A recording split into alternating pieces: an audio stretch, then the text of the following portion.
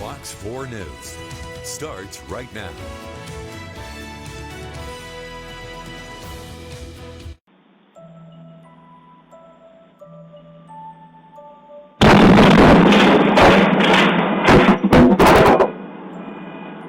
I understand what getting blown out of bed means now.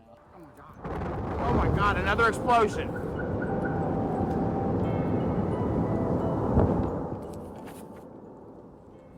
Shattered windows, blown off doors, black debris left in yards.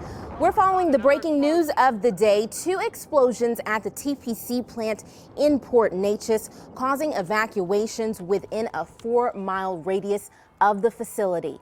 The second explosion happened just a few hours ago around 1:50 p.m. That was 12 hours after the first explosion, which was at 1 a.m. We don't know if the second explosion was in the same area of the plant as the first, and we don't know what specifically caused either explosion. Many of you stayed up with us overnight on social media and on air following our team coverage, which continues tonight. Here's what we do know right now. 3 workers were injured in the first explosion, no injuries in the second. TCP has not given a cause for either explosion, and the plant produces butadiene. And of course, we're still working for you tonight, getting more answers. So let's go ahead and begin our team coverage tonight. Angel San Juan is live in Port Neches. Tiffany Murphy is in Nederland. Both standing by for us tonight, working very hard. You guys, I'm sure that you all are doing everything you can to stay safe out there. Angel, let's go to you first. You are closest to the plant, so go ahead and tell us what you're seeing, what you're hearing right now. Well, Kimberly, you're correct about safety. Of course, we are following the orders of the police officers and law enforcement here. And we started this afternoon immediately after that second explosion very near to the plant at Merriman and Magnolia. Now, Magnolia is the street that it's 366, but that's what it's called within the Port Neches city limits. But that's when the mandatory evacuation started and police officers started going around town telling folks to leave this area, and including us. They told us to move further back. So now we're pretty much on the edge, the entrance to Port Neches here at the corner of Port Neches Avenue and Magnolia. And at this intersection, there is a Shell station. And let me move out of the way.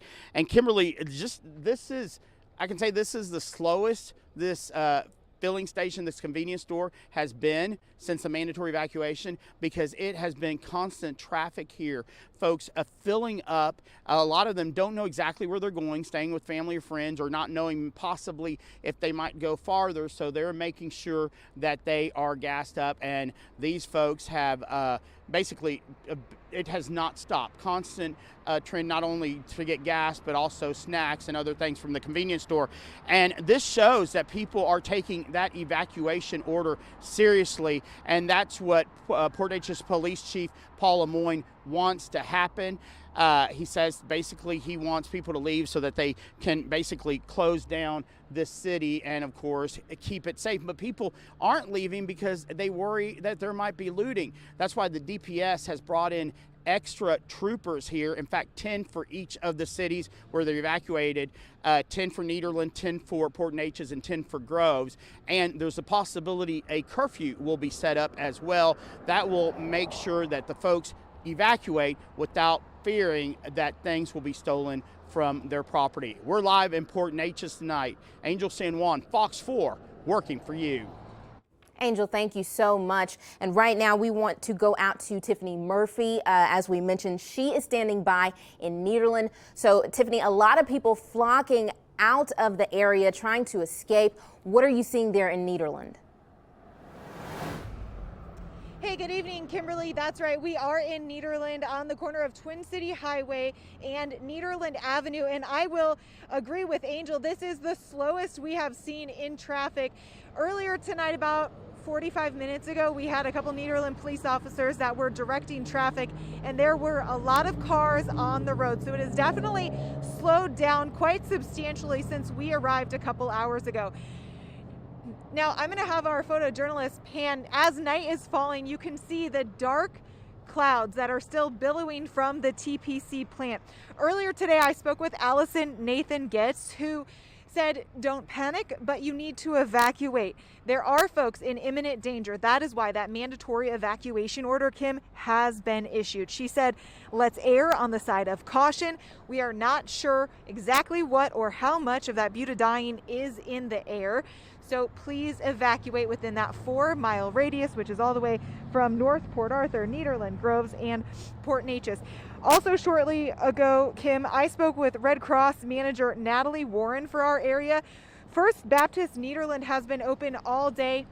It is just about a block away from where we are. She said about 20 people have been there throughout the day, but they are closing that shelter down and opening up Ford Park to anyone that needs a safe place to stay. From there, they will bring in more Red Cross volunteers and assist in any way that the Red Cross can. Reporting live from Nederland, Fox 4 News, Tiffany Murphy.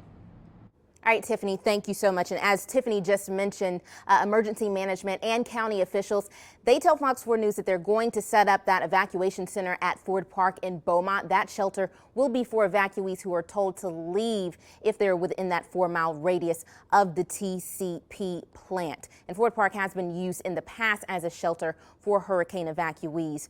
And before we send things over to Chad Sandwell, our meteorologist, I do want to mention this. We did speak to the spokesperson with TPC earlier, Peyton Keith, and he says this. He says, I have not been told by our plant personnel what is in the smoke. So that's why it is so important for people who are in that area to get away. And of course, the weather adds an element to all this, and that's why we want to check in with meteorologist Chad Sandwell. Chad, we want to know, what does it look like now on our tower cam? Well, yeah, first of all, that second explosion this afternoon, 1:48 p.m. And as you can see, the picture behind me that we captured from our WeatherNet camera in mid-county, you can see the exact moment of the explosion, that thick black smoke that has been billowing up from the plant throughout the course of the day today. Let's fast forward about 5 hours. You can see right now, very dark in the skies. Certainly, we're looking at, again, some of the flames that you can actually see now. So there's a little bit of orange glow to the sky. So quite a different look from what we see every night, of course. And I want to ask you, where is the wind sending this smoke tonight? Right now, winds are sending it towards the south-southwest. We've got northeast winds out there, but through the course of the evening, those winds are going to start to shift. First, they're going to shift to the east, and then eventually tomorrow afternoon towards the southeast. So that's something that we're really going to watch closely, because that will send the plumes of smoke more westward across Jefferson and possibly even to Chambers County, and then eventually tomorrow maybe as far north as I-10, China and Nome, in those areas. Wow, okay. And so I want to go back to the explosions. Could you see them on radar?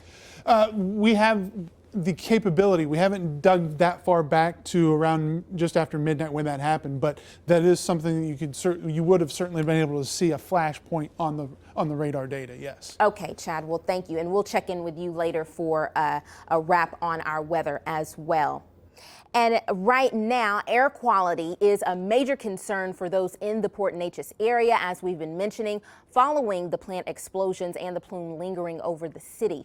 Many are concerned of possible exposure to the chemicals there, which is butadiene and raffinate, and that's produced there at the plant. According to the Texas Commission on Environmental Quality, volatile organic compounds are being released. Potential health effects of the short-term exposure can cause eye, nose, and throat irritation, shortness of breath, headaches, and nausea. Many in the area tell Fox 4 News that they are packing to leave earlier, and they will return when the smoke clears. It's odorless, it's colorless, and it doesn't show up in your toxic system until years and years later. So that's a big concern of mine, that's going to be showing up in our tox screens years down the road, and we're all going to have some kind of chemical that's going to cause later on cancer possibly, or anything else. And the big question on this, we turn to Dr. Levine for this. Dr. Levine, you are our expert for many things, and I understand that this is kind of out of your realm of normal practice, but still want to get your opinion as a physician. Breathing in the chemicals that people are, the ones that are produced there, What can be the risks here? Well, I mean, the risk is always there. I mean, I think we know that, and that's the reason we're on the air and we're talking about it. You know, it's almost like carbon monoxide.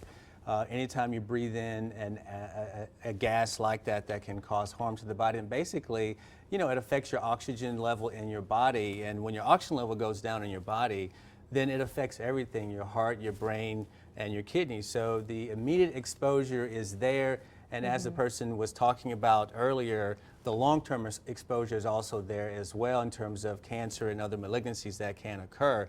So absolutely, we need oxygen in our body, and if there's any other gas out there that we're exposed to that can lower our oxygen, we need to get out of there and decrease that exposure and certainly get some oxygen in our body if we feel like we have had a big exposure.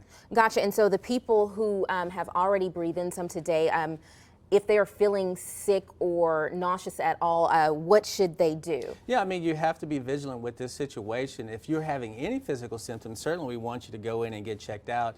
And there's no particular antidote for this other than getting some oxygen and reducing your exposure. Okay, Dr. Levine, well, thank you so much for joining us pleasure. this evening to talk about this.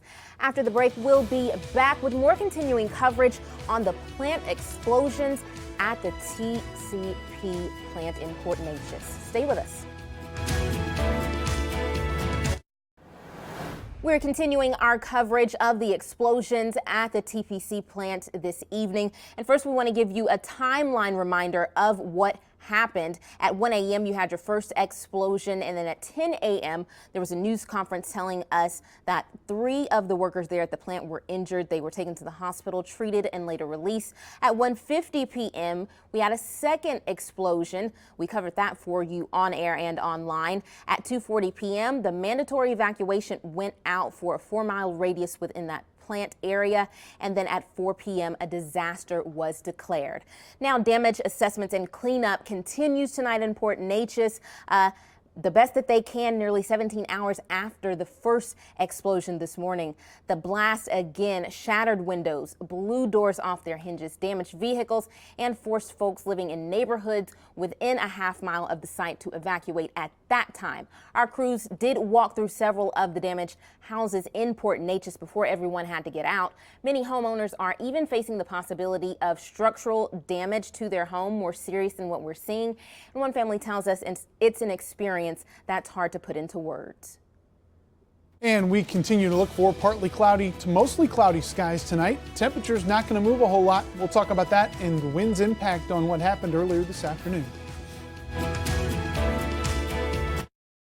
And now, Chad Sanwell, your weather authority. Well, we start out this evening taking a look at our live weather network camera brought to you by Do Good and Crown Electric. Of course, looking off towards Port Neches where you can still see the glow from the fires at the TPC plant in Port Neches. Right now, 66 degrees at the wheelhouse there, 74 the high temperature today. North-northeast winds have picked back up right now in the range of about 15 to 20 miles an hour. Satellite imagery as we take a look, still quite a bit of cloud cover across the area, and that cloud cover is only going to get a bit thicker as we head through the overnight hours and throughout most of your Thanksgiving Day. The winds, that's also a big concern tonight. Winds out of the northeast, but as we head towards Thursday morning, already looking at those winds turning around to the east. Still going to be at about 15 to 20 miles an hour. And as we head throughout the afternoon, eventually we see an east to southeasterly wind. So everything that we've been watching along the plants in Port Arthur, the wind shift is going to be a big concern as we work our way through the next 24 hours. Eventually by Friday, those winds continue out of the east-southeast. So it's something, of course, we'll be watching very closely.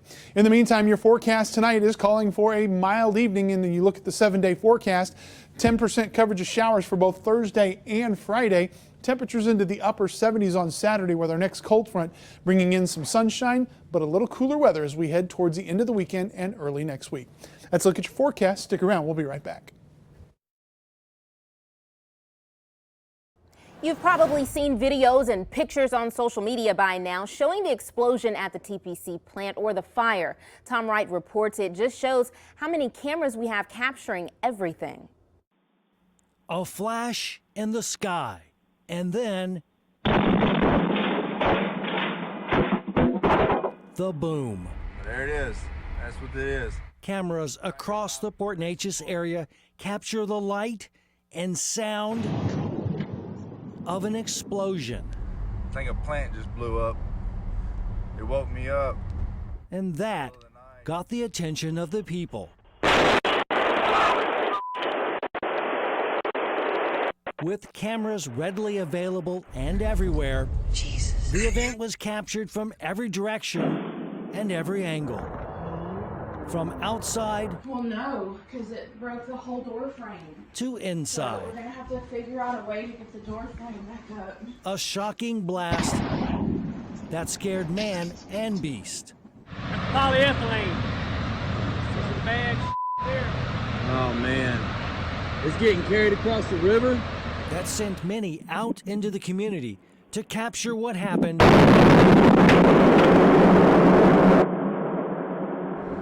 It's that plant. It's on fire. and Yeah, it was bad. to spread the news. It was loud from my house, and I'm like 10 blocks down. Tom Wright, KFDM 6 News. And that does it for our breaking news coverage of the TPC plant explosions in Port Neches. We'll see you back here at 9 o'clock with all the updated information. In the meantime, follow us on Facebook and Twitter.